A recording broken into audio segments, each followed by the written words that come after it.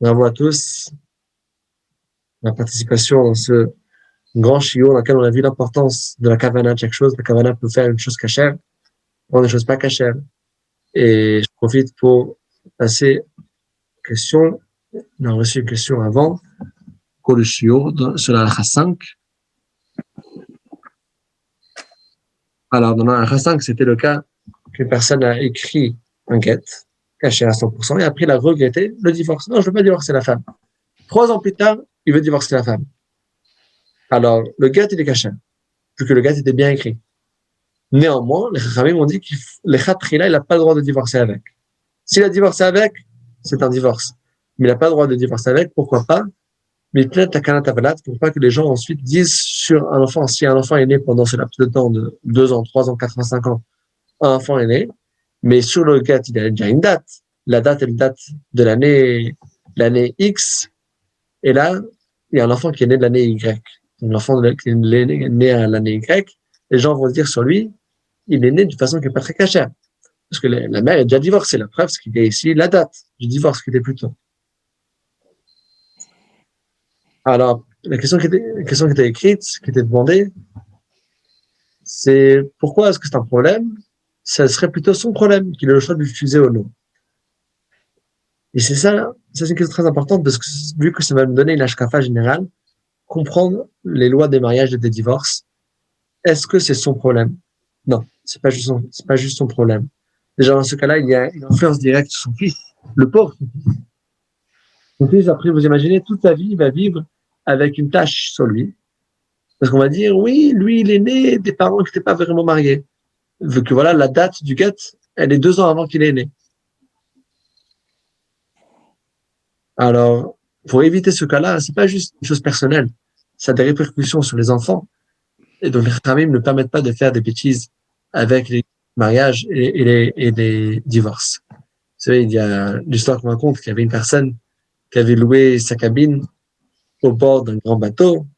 Il y avait une croisière de 10 jours, croisière cachère, bien sûr. Et là-bas, c'était magnifique. Et on entend des bruits bizarres dans la croisière. On vérifie qu'est-ce qui se passe. On observe que les bruits viennent d'une direction spécifique. On arrive là-bas et on entend des coups de marteau. Le capitaine ne comprend pas ce qui se passe. Il ouvre la porte et il voit qu'il y a ici personne, un des clients qui est en train de faire un trou dans le bateau. Alors il dit, mais qu'est-ce que tu fais? Je vais faire couler tout le bateau. Alors il dit, mais j'ai loué cette pièce, j'ai loué cette cabine. C'est ma cabine.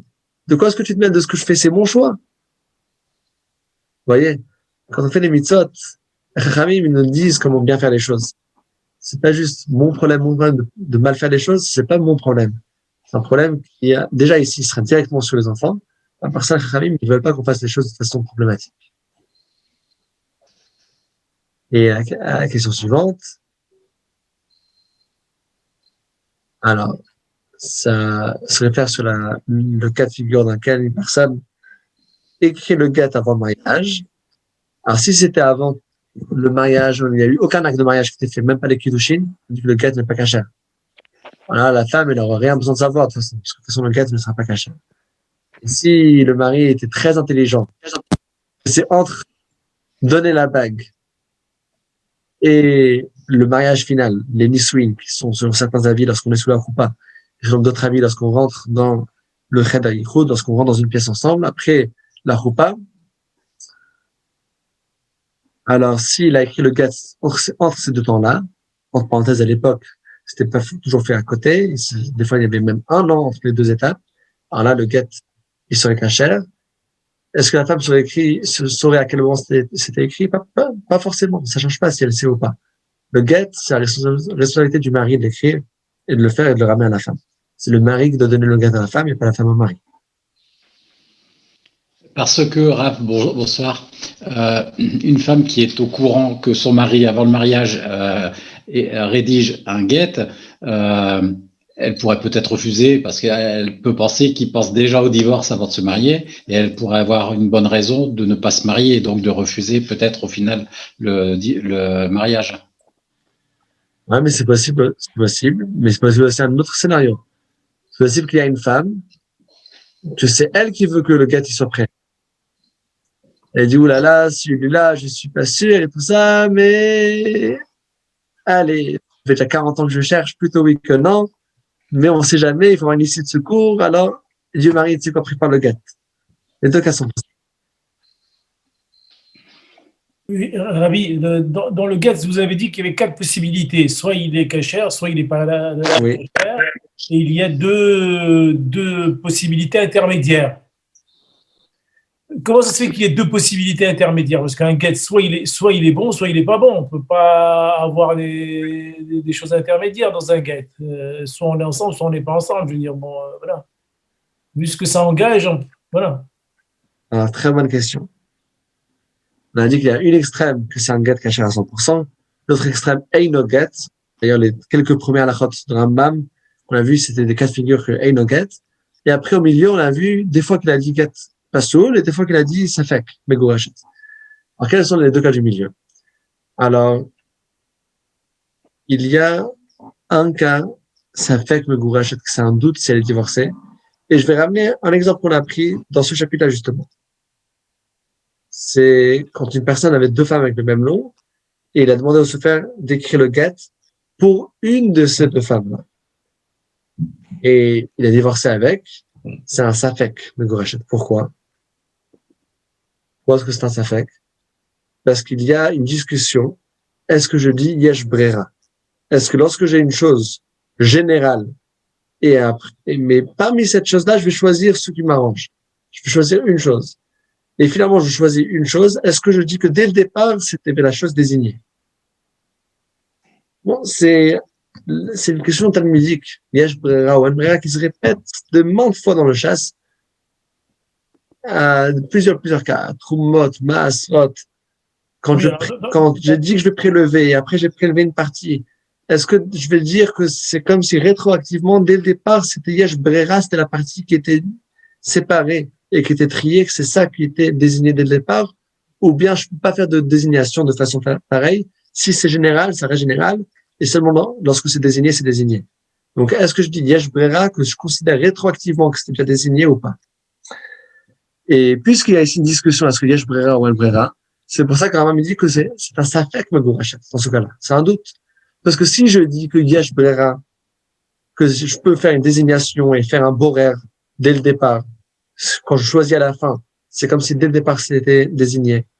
Dans ce cas-là, alors le gars serait kasher. Il a demandé au Sefa d'écrire le get pour une de ces deux femmes-là.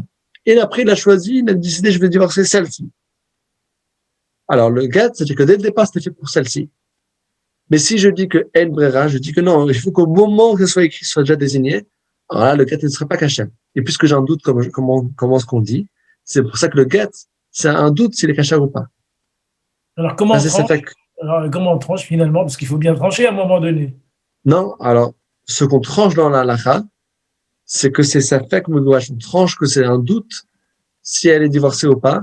Et donc, pratiquement, qu'est-ce qu'on fait? Il faut refaire pratiquement, s'ils veulent se divorcer, il faut écrire un nouveau get. S'ils veulent rester mariés, il faut qu'ils fassent un nouvel acte de mariage. Si ce n'est pas un Cohen. Si c'est un Cohen, il y a juste une option. On va donner un vrai get, vu qu'il y a une facette du doute qu'elle était divorcée. Et un Cohen ne peut pas se remarier avec une femme qui l'a divorcée. Si le mari est mort le lendemain, par exemple, est-ce qu'elle peut se marier avec un Cohen? Ça dépend. J'ai un doute. Si le divorce n'a jamais eu lieu, c'est une veuve elle est permise au Cohen. Si le divorce a eu lieu, c'est une divorcée interdite au Cohen. Puisque j'ai un doute, elle n'aura pas le droit de se marier avec un Cohen. Ça, ce sera la halakha pratique. Et l'autre cas qui était dans le milieu, c'était get pasoul. Le get, il est invalide midrabanan. Là, c'est pas parce que j'ai un doute. Là, c'est une chose qui est pas cachère par les chachamim. Mais la Torah, de son point de vue, elle a permis la chose. Alors, là aussi, les chachamim, ils ont dit que quand il y a une chose qui est invalide, midrabanan, mais qu'on a quand même donné le get, alors là aussi, ce serait la même idée comme le safek megorachet. Il faudra réécrire un get ou bien se remarier avec la femme, vu que dans le plan de vue de la Torah, le get, il le get avait eu un certain effet. Donc, quand je dis que le get, il est batel, il est annulé de la Torah, le get, il est rien du tout. C'est comme s'il n'y a pas eu de get. Mais si je dis le get, il est pas soul, c'est-à-dire que dans le plan de vue de la Torah, c'était caché, et donc le get a fait quelque chose, mais les rabbanan ont dit qu'on ne peut pas se contenter de ce get-là. Voilà. C'est les cas qui sont dans le milieu. D'accord, merci. Avec plaisir. Chazak ou Baruch. Je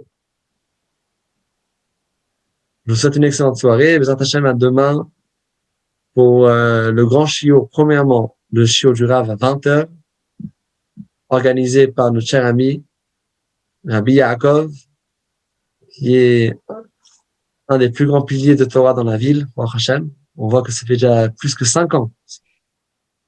5 ans et combien de mois?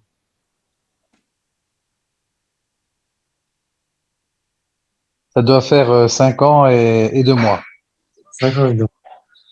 Le shiur ne cesse de grandir, Baruch Hashem, que ce soit dans la quantité que dans la qualité. Alors, ça c'était d'avoir le grand rendez-vous de ma soeur à 20h et les Hashem suivi du cours de Rambam sur ce même Zoom à 21h, Bezrat Hashem.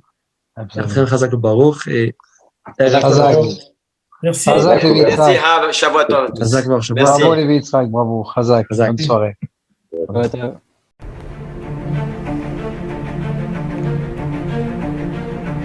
Et si connaître toute la Torah était possible, plongez-vous dans les joyaux de la Torah.